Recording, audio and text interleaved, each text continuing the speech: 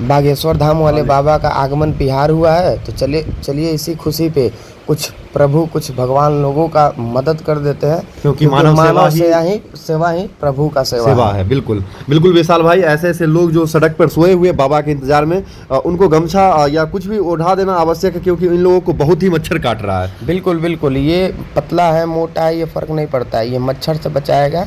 गर्मी का दिन है, ये मायने रखता है। इन लोगों के लिए बहुत बड़ा चीज़ है। और प्रभु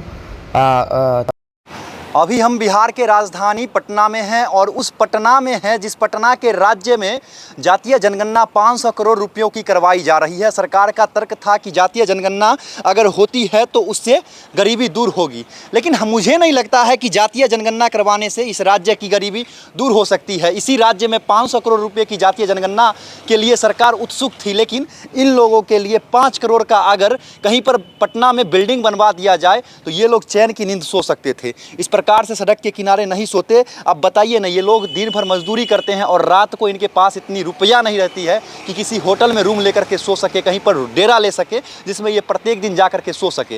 रोड पर आते हैं और सो जाते हैं। देखिए ये पकड़िए, देखिए सोए हुए हैं। ये विशाल भाई हैं जो दिन ये लोग मजदूरी पूरा दिन खटे हैं, शरीर से थके हुए हैं। इनको हम लोग परेशान नहीं करेंगे, लेकिन ये सोए हुए हैं और इनको मच्छर काट रहा है। ठीक है, हम लोग ठंडा के दिन में चादर बांटते हैं हम लोग, और अभी गर्मी है, कम से कम इस शॉल के बहाने इनका मच्छर जो ऊपर से काट रहा है वो ना काटे। पतला पतला शॉल है ये, देखिए। चलिए देखिए, ये विशाल भाई हैं। इन्हें आप शायद से जानते होंगे, टाइम्स ऑफ अयोध्या भारत करके इनका फेसबुक पेज चलता है और इनका यूट्यूब चैनल भी है। आइए, इतना ही नहीं है विशाल भाई, और सारे हैं जहां पर हम लोग चलते हैं और चादर उठाने का काम करते। देखिए रोड पर किस प्रकार से है कि ये किस जाति से हैं हम लोगों को नहीं पता।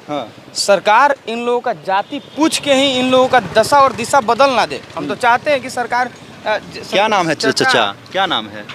अमरजीत सिंह कपूर बंटी। कहाँ के रहने वाले हैं? रहने वाले को हम तो सत्य पर हैं। कहाँ के? हम हैं सत्य पर। अच्छा, तो जहाँ से पूरा संसार है सब हम लोग वहीं के हैं। अच्छा, जाना वहीं है। अच्छा चाचा, रोड पर क्यों सो रहे हैं आप? हम यहीं पर बाकी में टीवी बनाते हैं। अच्छा, टीवी मैकेनिक हैं आप? हाँ, टीवी इंजीनियर हूँ मैं। अच्छा, ये बताइए ना, आप सड़क पे क्यों सो रहे हैं? सड़क पर नहीं सो रहा हूँ, इस पर सो रहा हूँ। अच्छा जी, आनंद आ रहा, फर्स्ट आनंद आ रहा है। चलिए, आपको मच्छर काट रहा होगा, आनंद आ रहा है चाचा। इसको बिछा कर इसको आप बिछा लीजिए कम से कम। ये और फिर सोइए, इसको नीचे बिछाइए।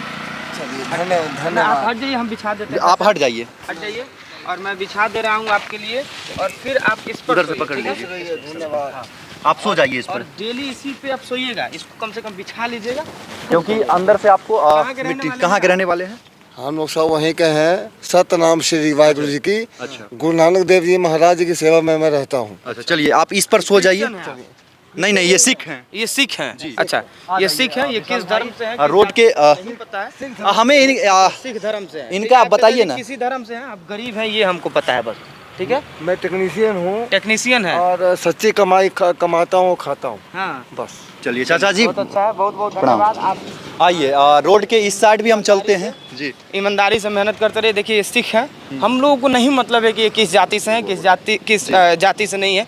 मतलब सिर्फ इस बात से है कि इन लोगों का स्थिति बदलना चाहिए। ये लोग भी उसी देश के हैं जिस देश में ये लोग नेताओं को वोट देकर और कहीं ना कहीं अपने गरीबी दूर। विशाल भाई, देखिए ये ऐसे चाचा हैं जिनके शरीर पर अंग वस्त्र नहीं है ढंग का, और सरकार इन लोगों पर कब ध्यान देगी? जो 500 करोड़ रुपया, स्थिति कब बदलेगी? इन लोगों के लिए भी सरकार के पास योजना है। भिक्षा वृद्धि करने वाले लोगों के लिए भी योजना है कि उन लोगों को सरकारी लोग जाकर उन लोगों को देखें, उन लोगों को भी सरकारी लाभ दें, उसके लिए भी योजना है। लेकिन वो योजना इन लोगों तक नहीं पहुंचता है। ये भिक्षा मांगने वाले विशाल भाई, इनको भी ये सॉल उठा। हाँ, इनको ये है, ये सॉल है जी। इसको हम लोग उड़ाएंगे। चाचा, क्या नाम है चाचा आपका? पप्पू। कहाँ के रहने वाले हैं आप? क्या करते हैं आप? कुछ नहीं। कुछ नहीं, मच्छर काट रहा है। इधर नजदीक लाकर दिखाइए कि कितना मच्छर यहाँ पे। देखिए किस तरीके से मच्छर यहाँ पे कितना लगा हुआ है सब।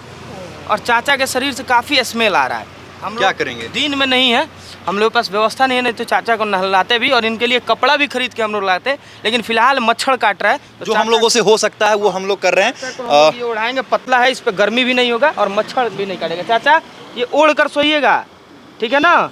ये ओढ़ कर सोइएगा। चलिए, हम यही दिखाने का हम लोग प्रयास कर रहे थे और वीडियो बनाकर और इनको ये देना ये मकसद नहीं है कि मेरा वीडियो चल जाए, इनका देखिए, वीडियो चल जाए। मकसद ये है सिर्फ इतना है विशाल भाई कि सरकारों जी। को हम लोग ये दिखा दें कि सरकार नीतीश कुमार जी, बिहार सरकार, आप लोग देखिए कि जिस पटना के अंदर आप लोग रहते हैं, जिस राज्य के राजधानी में आप लोग रह के और पूरे राज्य को चलाते हैं, उसी राज्य के राजधानी में किस तरीके से सड़क के किनारे लोग सोए हुए हैं। क्या ये आप लोगों को नहीं दिखता है? और विशाल भाई सबसे बड़ा प्रश्न है कि जिस राज्य में 500 करोड़ रुपये का जातीय जनगणना करवाने के लिए सरकार इतना उत्सुक है कि उसको सुप्रीम कोर्ट और हाई कोर्ट दोनों मिलकर रोकता है। हम तो कह रहे हैं कि आप कराइए ना जातीय जनगणना, जातीय जनगणना से इनकी वादा स्थिति करिए, वादा करिए कि जातीय जनगणना कराने के बाद से ये लोग सड़क पे नहीं सोएंगे। आप वादा करिए, फिर कराइए जातीय जनगणना, हम लोग सपोर्ट करेंगे।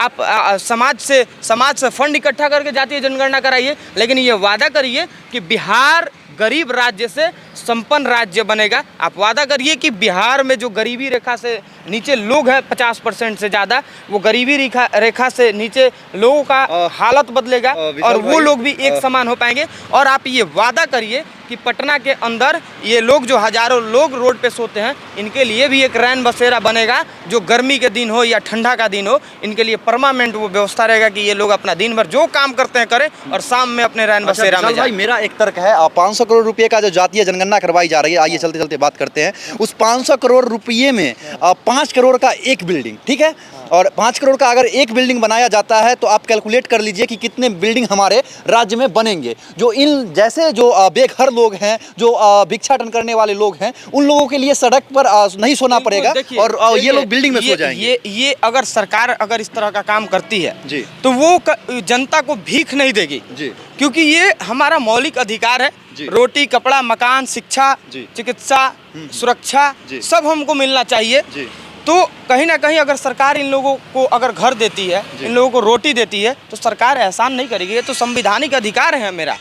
इन लोगों का स्थिति बदले, हम लोग यही चाहते हैं। बिहार में जाति जनगणना नहीं, अगर उससे भी कोई बड़ा चीज़ हो तो आप 1000 करोड़ लगाकर, 5000 करोड़ लगाकर आप करिए, लेकिन ये वादा करिए कि बिहार का स्थिति बदलेगा, बिहार के लोगों का स्थिति बदलेगा, बिहार गरीब राज्य से संपन्न राज्य कहलाएगा, बिहार पिछड़ा राज्य से तगड़ा राज्य कहलाएगा। संपन्न तो छोड़ दीजिए, बात की बात है, जो लोग सड़क पे सोने के लिए मजबूर है, जो लोग खाना नहीं खा पाते हैं, उन लोगों के पास कम से कम रोटी, कपड़ा और मकान पहुंचे। इनको भी शौक है, इनका भी मन है कि हम बड़े घर में रहें, बड़े बिस्तर पे सोएं, लेकिन इनका हक मार के नेता लोग अपने बेटा को 2-2 लाख 4-4 लाख के पलंग पे सुलाते हैं और लंदन, विदेश और दिल्ली, पंजाब, हरियाणा और बेंगलोर, मुंबई भेज कर पढ़ाते हैं और इनके बेटे का हक मारते हैं, वो हम लोगों का हक मारते हैं। तब अपने बेटा लोगों को वो लोग भेज कर पढ़ाते हैं। उनका सैलरी होता है 50,000 1 लाख और वो अपने बेटा को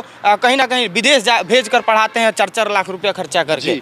देश के प्रधानमंत्री जी के जब कोरोना सीजन आई थी तो उनके पीएम फंड क्या था वो, जिसमें लोगों ने करोड़ों रुपया डोनेट किया था, बढ़ चढ़कर हिस्सा लिया था कि प्रधानमंत्री जी देश के लिए कुछ करेंगे। अगर बिहार सरकार वैसी कुछ परियोजना लाए जो गरीब जनताओं के लिए गरीब जनता के भलाई के लिए हो, तो क्या लगता है बिहार के लोग करोड़ों रुपया डोनेट नहीं कर सकते? तो कहते हैं भैया कि आप पेट्रोल जो 107 रुपया 110 रुपया दे रहे हैं वो 115 रुपया कर दीजिए। देखिए, लेकिन ये वादा करिए कि हम बिहार से गरीबी दूर करेंगे। यहाँ पर एक और हैं, दोनों को तो हम सॉल्व नहीं दे सकते हैं, लेकिन दोनों का देने का कोशिश करेंगे।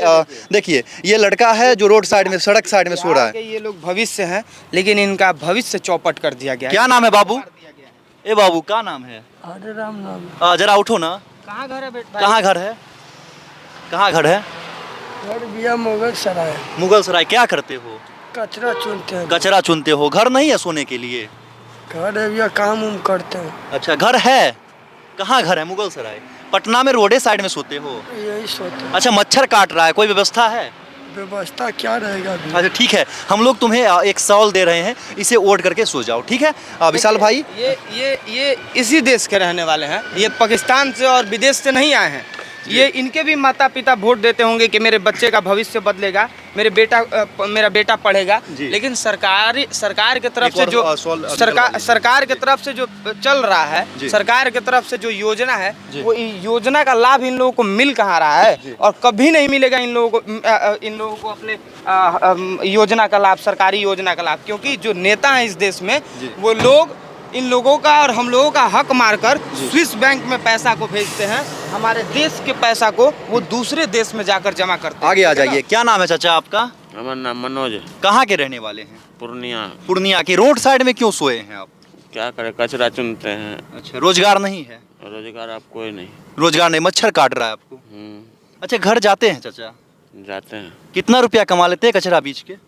वही 1500। 1500 पर डे? एक दिन में नहीं तो? एक दिन में 300-400। 300-400 रुपया। घर जाते हैं? नहीं, हम नहीं जाते हैं कभी नहीं। लड़का है?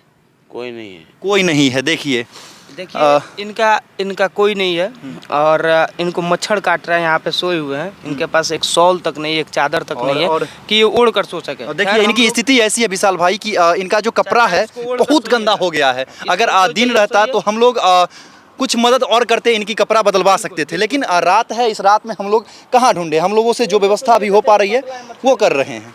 चलिए इस वीडियो को आप लोग शेयर करिए। और बिहार में जातीय जनगणना का सपोर्ट करने वाले लोग, जब जातीय जनगणना करने आपके द्वार पे लोग पहुंच रहे हैं ना, तो उनसे एक सवाल करिए कि हम जातीय जनगणना करिए आप, और हमसे जो पैसा का ज़रूरत हो इसमें आप लोगों को जो लगता है हम लोग देंगे। लेकिन इन लोगों का क्या बिहार का गरीबी दूर होगा? बिहार से बेरोजगार के मामले में आज भी ये बिहार गुलाम है। इस गुलामी से निजात मिलेगा तो आप लोग जातीय जनगणना कराइए, जो जनगणना कराना है कराइए। हम लोगों को मतलब इनसे है। इन लोगों का स्थिति बदलना चाहिए, इन लोगों का परिस्थिति बदलना चाहिए, और इन लोगों को अच्छा व्यवस्था मिलना चाहिए। जो संविधान में हम लोगों को अधिकार मिला है वो अधिकार ही आप लोग दे दीजिए। एक्स्ट्रा आप लोगों से हम लोग उम्मीद नहीं है, नेताओं से। देखिए नेताओं से तो उम्मीद नहीं है, लेकिन आप तमाम देखने वाले सक्षम व्यक्ति जो इस वीडियो को हैं, आप लोगों से विनती है कि एक विशाल भाई जब छोटे छोटे सवाल उठा सकते हैं अपने शक्ति अनुसार, इससे भी बड़ा विशाल भाई कर सकते हैं। देखिए ये दिखाने का ये मतलब नहीं है कि हम लोग पब्लिसिटी के लिए दिखाने का मतलब ये है कि जो लोग देख रहे हैं सक्षम है वो और मदद करें। सिर्फ एक है, दिखाने का सिर्फ एक मतलब है कि आप लोग भी देखकर इस तरह का कार्य करें। हमको टीआरपी नहीं चाहिए। टीआरपी के लिए हम और भी बहुत कुछ कर सकते हैं, ठीक है ना।